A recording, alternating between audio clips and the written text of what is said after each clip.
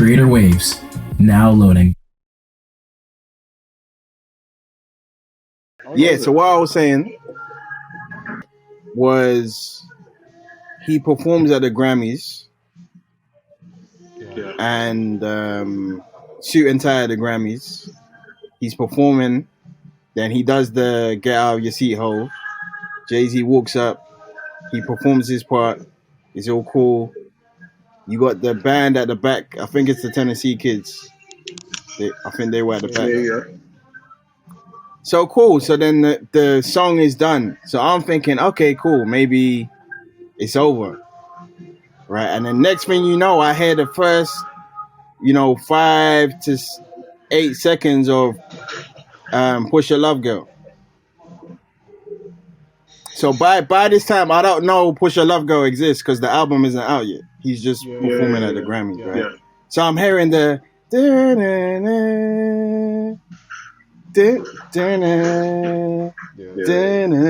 and I'm like, what? I'm like, this sounds like D'Angelo meets Maxwell meets Prince.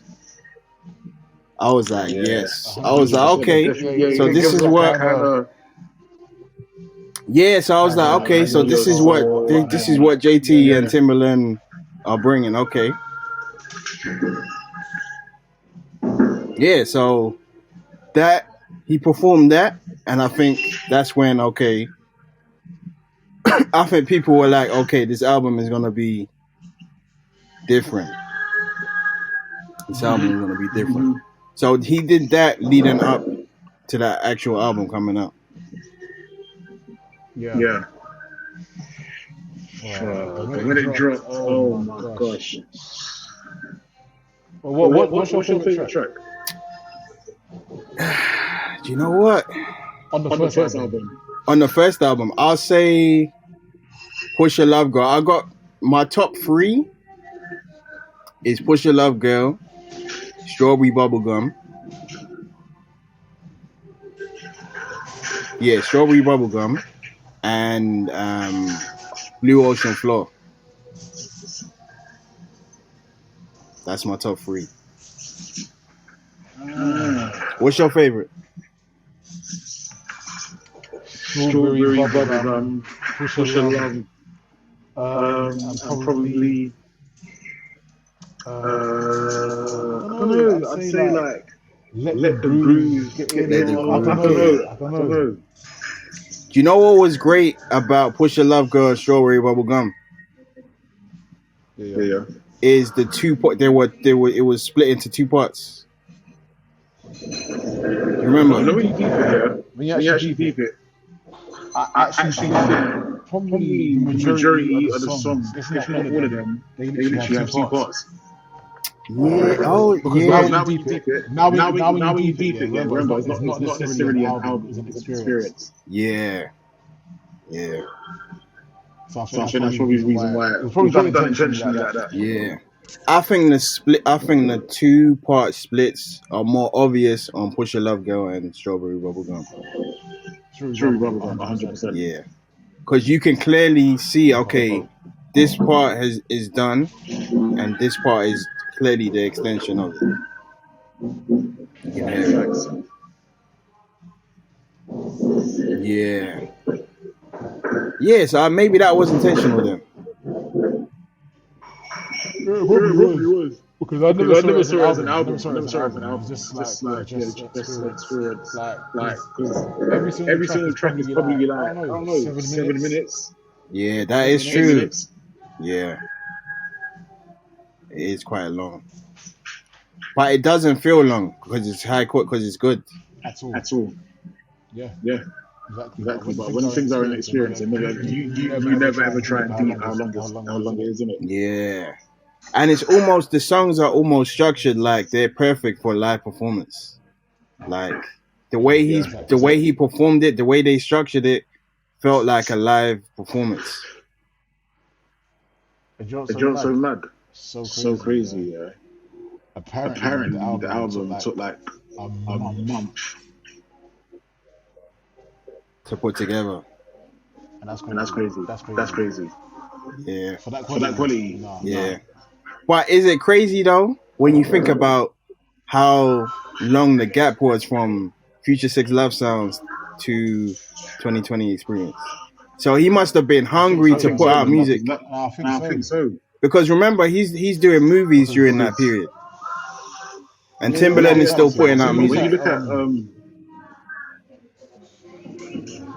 when you look at the years in between 2020 and his last album, that was probably like 7 years.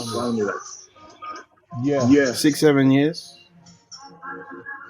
Yeah, exactly. And Timbaland is still putting music out during that period, but you know what I'll say with Timbaland after 2009. So between like 2010 and 2012, Timbaland wasn't at his best. Yeah. So 2020 Experience. What'd you say? Which years did you say? I said 2010 to 2012. Timbaland was not at his best. As a producer, he wasn't at his best. So 2020 Experience was his comeback. Was his like, okay, I gotta get, and obviously he knows, okay, Justin's coming back as well. Justin's been doing movies. He did the Social Network. He did all of those movies. Friends of Benefits and all that. All of that, exactly. So he's coming back. I think he did do, what's the song with Sierra? Love, Sex and Magic. But that's from 2009. But that was like that was a quick appearance. Then he went back again. So so Timbaland is looking like, okay, Justin's coming back too from his hiatus. So there was more of an incentive for Timbaland to get back to, or just to like get back to his best, but also reinvent himself as well. I feel like with this, because remember, after 2020 Experience, that's when you saw him on Beyonce's album, and then that's when he was on Magna Carta and that whole run.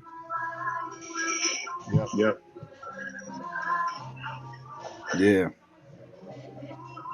So you think it's Timbaland,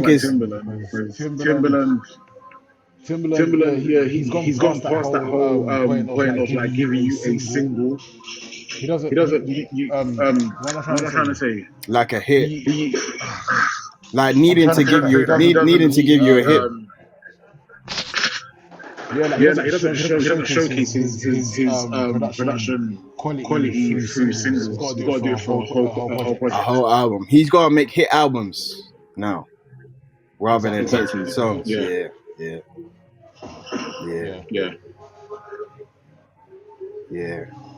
Now this album is only 10 tracks. It's only 10 tracks. And you know what? This album kind of feels like he's off the wall.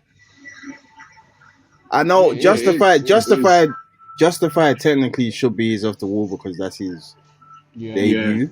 But when you just listen to how this album is structured and just the live performance vibe that comes with this album as well, 100%. it kind of just feels like off the wall.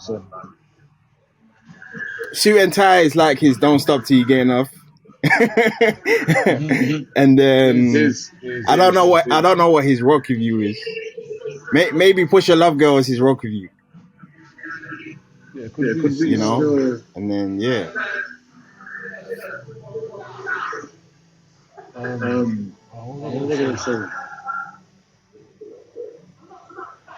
having the album, rinsing it out all throughout like the first half of the year. Yeah. Then not knowing you're gonna bring another one. Part two. Oh gosh, wow, crazy. Like same year as well. Yeah, it's mad. And I think when that came out, people were like, yeah, albums are actually coming back. Yep. James Fauntleroy. James, gotta give him his props, man. He has writing credits throughout the whole album. Yep. The whole album, including Suit and Tie, including Push Your Love Girl. Every song. Every song. And you know what's crazy about him is he was on the kind of, because he worked on Rihanna's album, Unapologetic, which was only like maybe 5 months before that came out. So he's on that album as well. Yes, of course. Then he worked on, I think he worked on Self-Doubt, the Beyonce's album as well. Yeah, of course. He wrote On the Run Part 2. On the Run. Yep. He wrote that. He wrote Beyonce's part. Yeah. He wrote that. Yeah. Yeah. He basically wrote the song actually, because I've heard his demo. He's obviously Jay-Z's verse probably came in afterwards, but if you listen to the demo, literally the way, the beat, everything, the structure of it, it's all him. I didn't even know who he was when this album came out. Daniel was like, "Oh yeah, James Fauntleroy wrote on this album. James Fauntleroy killed it with the writing." I was like, "Who's James Fauntleroy?" Like, but you can't tell me names and not explain. You can't tell me names and not explain who he is. I didn't even know who he was then. But then when Daniel mentioned it, then I had to have a look at what he'd done up to that point. I was like, I knew he was great. Yeah. But it was only up until when the Netflix special came.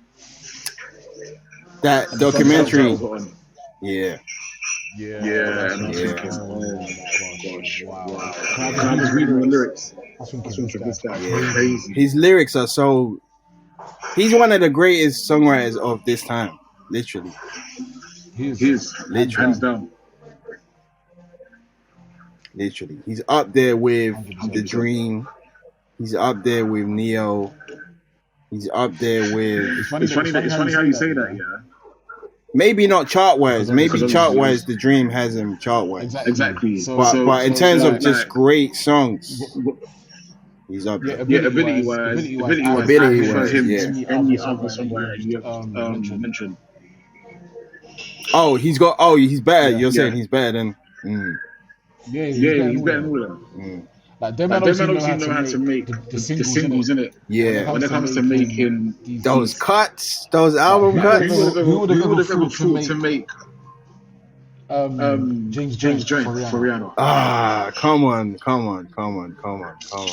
That's crazy. When I heard that for the first time, I was like, wait, it's finished. I was like, wait, how long is the best thing? It's the best thing because you then put it on repeat because you want to keep hearing that same song. That's crazy. And Wavy for SZA. Yeah. Wavy. Yeah, exactly. He has a song that he wrote for Rihanna on Unapologetic. Get it over with. Fire. Yeah. Fire. You know what I realized about his songwriting? His songwriting is like super deep. Yeah, it's super deep. Crazy imagery. It's like it's almost like meditation. It's mad. It's almost like meditation. I think it's to write a concept. What's it called? Justin Timberlake. On the album. Is it on the album? Yeah, second one. Oh. Dress On. No. Let me get the name. I can't remember what it's called, man.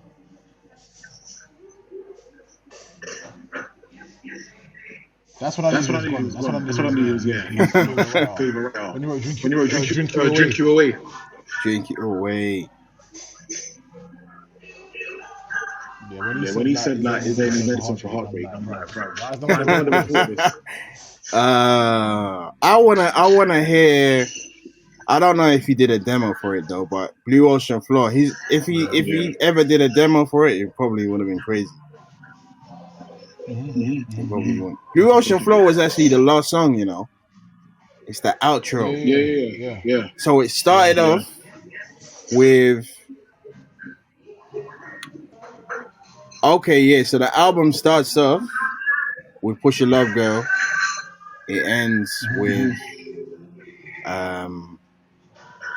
Blue Ocean Floor. Yeah. But even songs like Blindness, Electric Lady, Amnesia, You Got It On. Yeah. True Blood is What's like, that? it's like, Yeah. all these things like. Yeah. Yeah. 2020 experience was The best. was crazy. What about the documentary? What did you like about the documentary? Which one? What? The The Vegas show. The Netflix one, yeah, the one on Netflix. Yeah, literally. The reason why I liked it because it made me understand. Because I don't listen to lyrics, innit? You get me? So I literally liked the song based off of the actual song. But when it came to reading the lyrics, I was like, nah, this is crazy. This is mad. Yeah. Even not a bad thing. The second half. Yeah, it's fire. No, that whole song. Yeah, whole song is fire. The first part and what's the second part called? Something about flying away as well. I love that song as well. Yeah. I love that song. There's a Prince song that is inspired, that is influenced by, you know. There's a Prince song that second half is influenced by. There's a recent Prince song I listened to. It's not recent, but there's a song I was listening to, and the melodies are similar. I can't remember what song it was. I'm to listen to it still. Yeah, I'll find it after this, and I'll send it to you. But yeah, this album, you look through it, there's really no skips. You look at the first one. Yeah, there's none. Zero. I even think from the first one and the second one, they're going to skip to me personally. I think the first one is stronger than the second one. Oh, I think. But it depends. I guess it depends on what you're. I always go back to the second one still. I think the second one might have better album cuts. Yeah. I agree. But the first one, 100%. Yeah, the first one has "Don't Hold the Wall." Timbaland with his ad-libs, and that's when Timbaland came back with the ad-libs again. I feel like. Yep. Yeah, 100. That girl had the Tennessee. Yep. The Tennessee Kids on that as well. Like when he had the band, that's the thing. When he performed. What'd you say? It wouldn't make me listen to the fucking album all the way home. When he performed at the Grammys with the band, it was like, whoa, okay, so this is an evolution. Mm-hmm. This is an evolution. Definitely. And then and another thing about this album was that was the start of his collaborations with Jay-Z. Exactly. That was the start. Exactly. We didn't know we needed. The intro. Who? The intro of Jay-Z's album.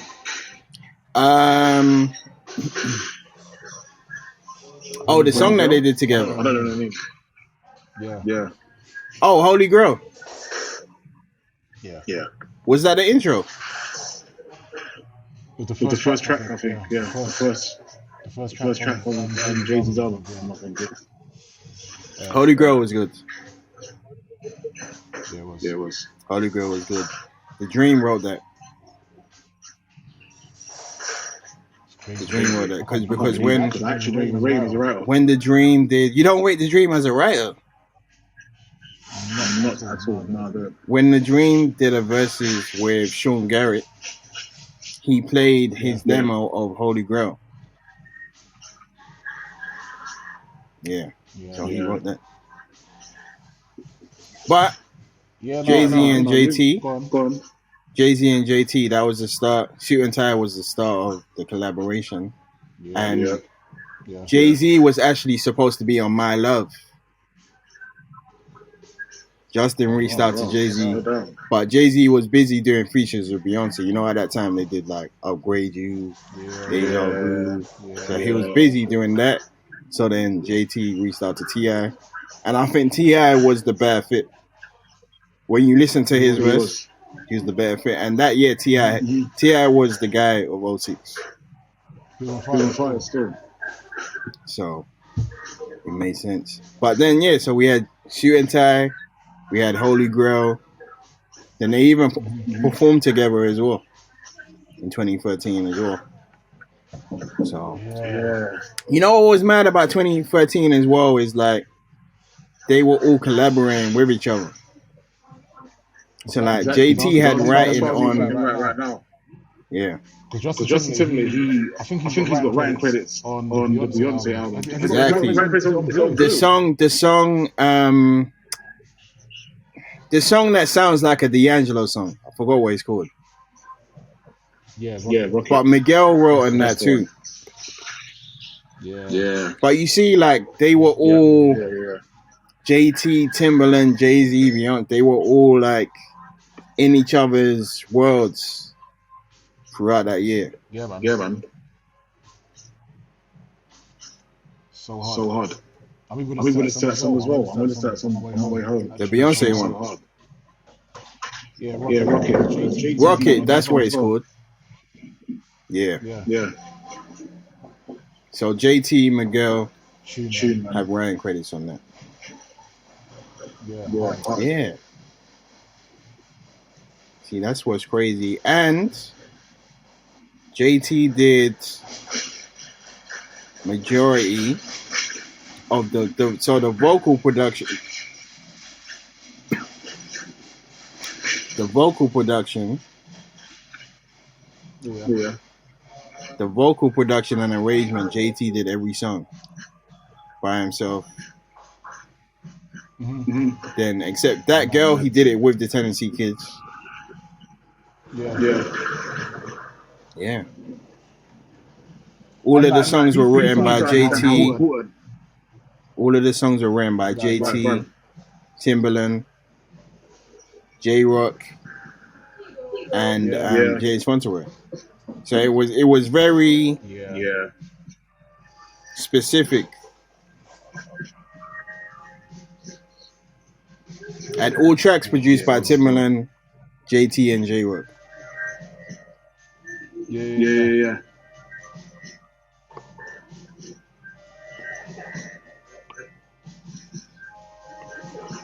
But that was like Rob had some sort of involvement as well. With the production. On 2020. On the first one or on the second one? I think on the first one, you know. The first one, probably. I think you have to check. Mirrors, did you like Mirrors? People said that Mirrors was like a Crimea River Part 2. I don't know, man. It was too pop for me. It was like such that commercial record. Yeah. And you know what's so funny? The Ocean Floor, is like that's probably the only song that I actually have not taken in. Like, that's you haven't taken. Do you know what's crazy? I took Blue Ocean Floor in 2016. 3 years later. Okay. I didn't take it in 2013. Wow. In 2013, I took in Push Your Love Girl, Strawberry Bubblegum, the most. And I liked Tunnel Vision, songs like that. But in 2016, summer of 2016, I listened to Blue Ocean Floor again, and I was like, the song is kind of deep. Even the final part where he's like he wasn't rap singing, but it was kind of fast towards the end. Yeah. You know that part. You know that last section where he's like 20,000 years away. That part. There's a part at the end, but then he does it, and then the beat kind of comes in again, and it makes you reflect on things. Cool. But that's a sleeper, man. I see people now saying, Blue Ocean Floor is underrated. That's what I see people saying about it. Swear. And it actually is. Even the way it's structured is like,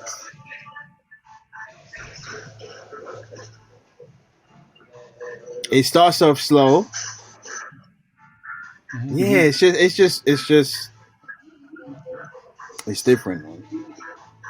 Like what Timbaland produced song have you heard that sounds like that? Prior to that. Yeah. No, I agree. Not even I can't even think of an Aaliyah song. Facts. Yeah. Maybe that Timbaland was 4-page letter maybe. Which Timbaland? 2021. You're not gonna get a better Timbaland on that one. That is a fact. That is Timbaland at his best. And that Timbaland is literally better than any Pharrell. Ooh. Listen, man, you already know how Pharrell's my guy. Yeah. So you think I can actually say that Timbaland's better than Pharrell. So do you think 2020 Experience is better than any Pharrell produced album? Of course, 100%. Because so do you think Pharrell is more projects? I can hear a limit. There's a cap. Do you think Pharrell is stronger with individual songs? Yeah.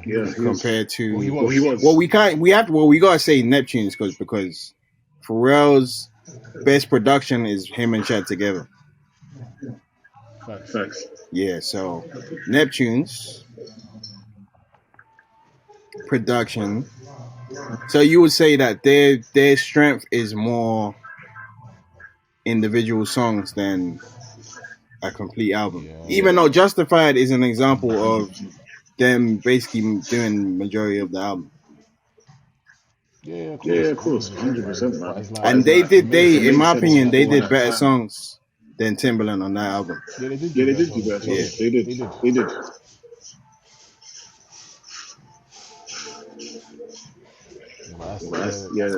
Projects is not Pharrell's strength. That's kind of interesting, you know. That's probably true. Yeah, man. That's probably true. But that's so okay. So where would you rank Pharrell, Timbaland, and Kanye? Because I feel like Kanye can produce a whole album, but he can also do great individual songs as well. Yeah, of course he can. Because if you listen to the Common B album, he did like 98% of the album.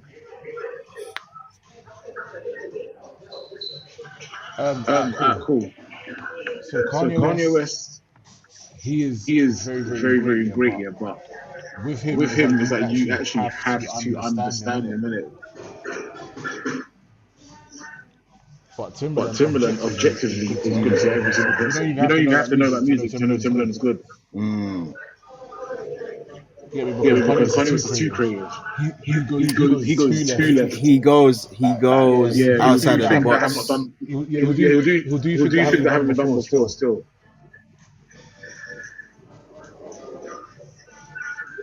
Yeah.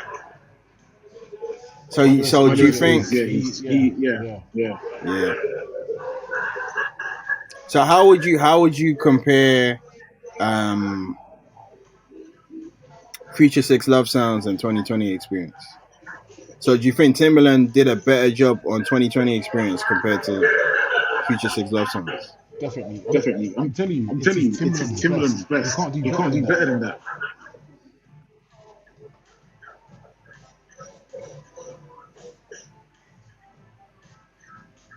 It's best album, man. So do you think he can do better than 2020 Experience? No. You don't think so?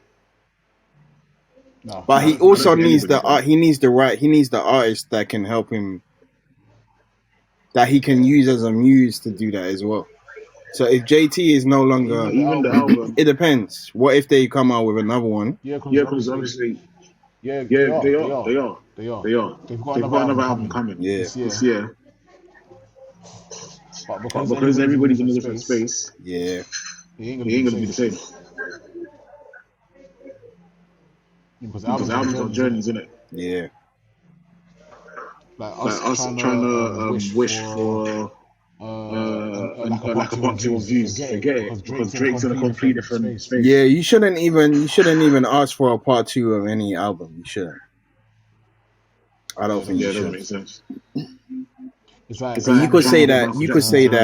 Part 2 of Thriller in 2001. Yeah, that just doesn't make sense. Because you're not challenging yourself anymore, really. Facts. But you could say More Life was like an extension of Views. Yeah, it definitely was. I was yesterday. I think it was literally like recorded around the same time. Yeah, it was kind of like the leftover. Not the. I wouldn't. Yeah, maybe like the leftovers. Yeah, of course. Because you got to see it. Views. I mean, More Life came out in March 2017. March 19th, 2017. Yeah. So of course they would record it in 2016. So it crossed over. Yeah. Yeah, I think this album, him going away and doing all of these movies, I think it was the time away that he needed. And you know what it showed as well? It showed that you can go away for a long time if you provide high quality music.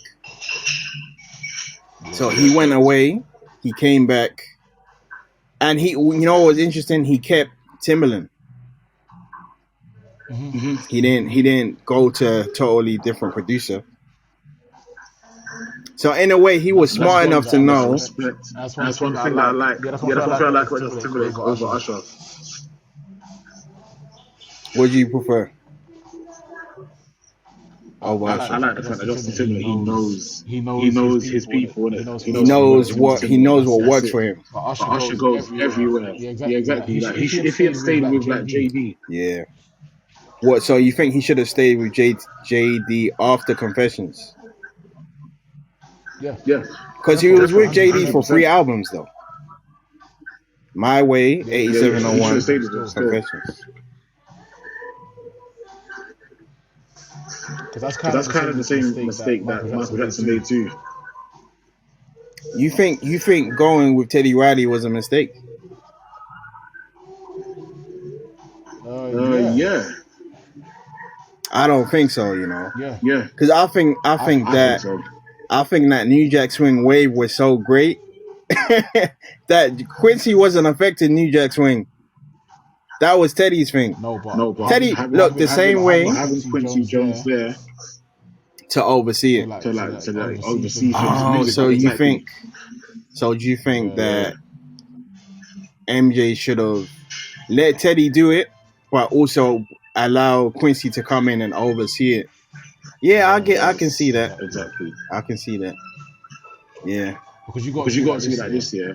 Whoever Michael Jackson works with after, he's not learning from them. They're learning from him. That is true. I think he learned from Teddy. Quincy Jones. Nah, I don't think so. Because do you know I don't think so as well? Because MJ was heavily involved in production. He was, yeah. He was heavily. But I also think MJ was looking at guys like Bobby Brown and was like, okay, hey, Bobby Brown has the youth. Bobby Brown has the youth, so I gotta figure out. Janet's got Jimmy Jam, Terry Lewis. Yeah. Teddy Riley's about, obviously, David Reed. Yeah. Because those were the emerging guys after Quincy, when you think about it. So he kind of did make the right. Yeah. But you know, another person that stuck. So JT stuck with Timbaland, and Drake has stuck with 40. Yeah. Drake works with other producers as well, but 40 is always gonna be looking over the album. And that's how it should be.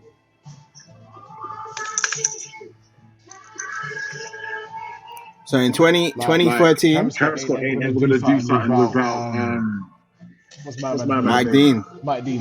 Yeah, that's true. That's true. Yeah, that's true. That's true. So JT staying with, I think JT was smart enough to work with Timbaland on 2020 experience, knowing that he's been away for so long. I think he knew, okay, I can't go away for that long and then recreate new chemistry with a new producer that I haven't worked with before. So at least when he came back after that long, I agree. Because Justin Timberlake is a musical person. He's been that from young, even prior to NSYNC. Yeah, he learned how to play instruments, blah blah blah. So he knows. And when he was in when he joined NSYNC, he obviously had to understand how to make music. And when he left with Elton and went to Pharrell and Timbaland, he learned. Yeah. Usually some of that knowledge will let you go and fuck off and do their own thing. Yeah. But nah, he's like, let me stay.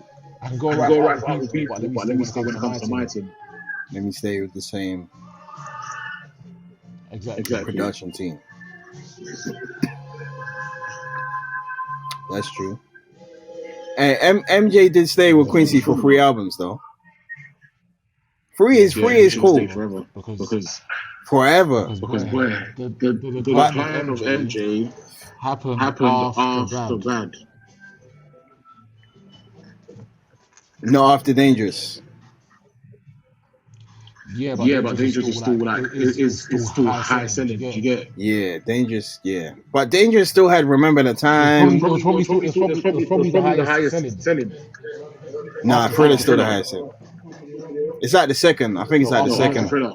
Yeah, I think it's probably like the second. No, I think Bad is second and Dangerous is third. I think Bad is second. Dangerous. Yeah, but I'm not talking about just MJ. I'm talking about in terms of like artists. Full stop. Oh, okay. Thriller is there. Bad is there. Dangerous. A lot of albums are so dangerous. Oh, okay, yeah.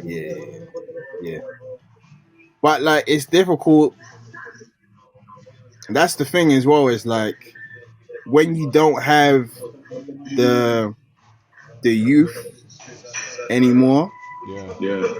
You're established, but you don't really have like the current youth. It happens to everyone. I think Drake experienced that kind of now. Yeah, but the way Drake had a chokehold. The way Drake had a chokehold on the youth between 2011 and 2017, it's not like now. It's different. Yeah. He's still at the top, but it's just not the same chokehold that he had. Facts. You know. And that's MJ. That's why MJ had to go to Teddy Riley, because he's looking at Bobby Brown like, hey, Bobby has the youth. Quincy can't allow me, can't help with that at this point. I need to go to Teddy Riley. You definitely could have. That's the thing. You definitely could.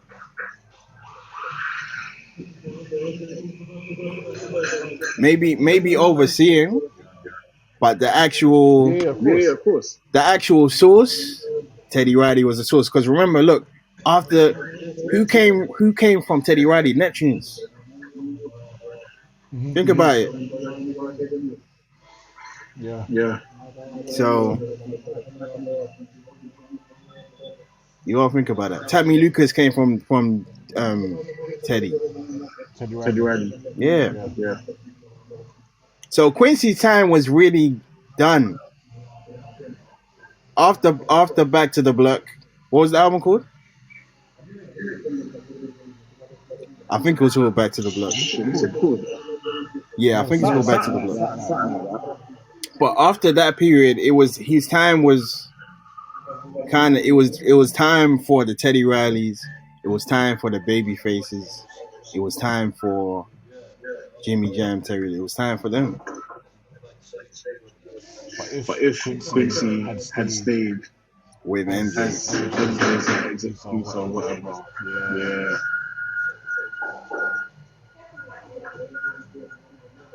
I think. See, this is the thing. I think if Kanye was in that position, he would have brought Quincy in as well.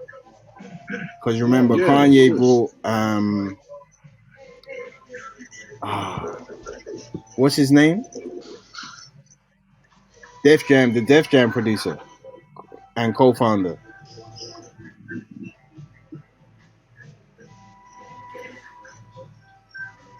I think his face.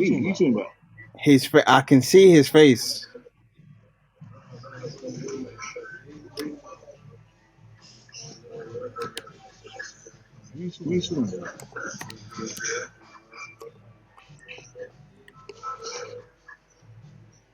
Rick Rubin. Oh, yeah. So Kanye brought Rick Rubin in during the Yeezus era. Rick Rubin didn't really produce anything. Rick Rubin just came in and took certain things out and said, okay, take this out, take that out. So maybe Quincy could have done that with Dangerous. That's what you need. But the actual source, Teddy Riley was needed for the actual source at that time. Of course, because it's his sound. It's his sound. Yeah. But yeah, bringing Quincy in to say, okay, take this out. But I think that on the Bad album, MJ did more of the production than Quincy. And he wasn't happy that he wasn't getting the credit. So I think that was the beginning of the end. Their musical relationship. Definitely. Because even on the Bad album, MJ wrote like 8 songs by himself. 8 out of 11 tracks by himself. Produced those as well. Co-produced those as well. So at that point, I don't know if Quincy was needed as much.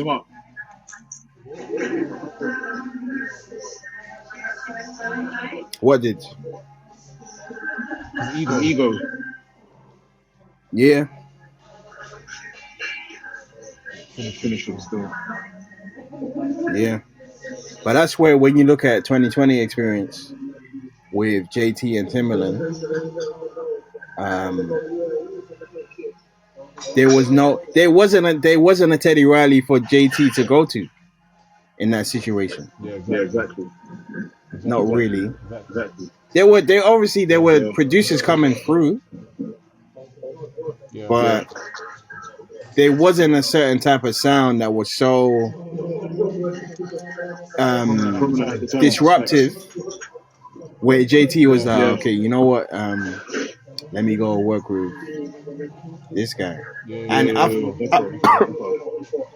I think JT knew that he had less leverage because he took so much time off. Mm-hmm. So he had to link up with Timbaland because the chemistry is always gonna be there. Yep. Yep. So As it should be.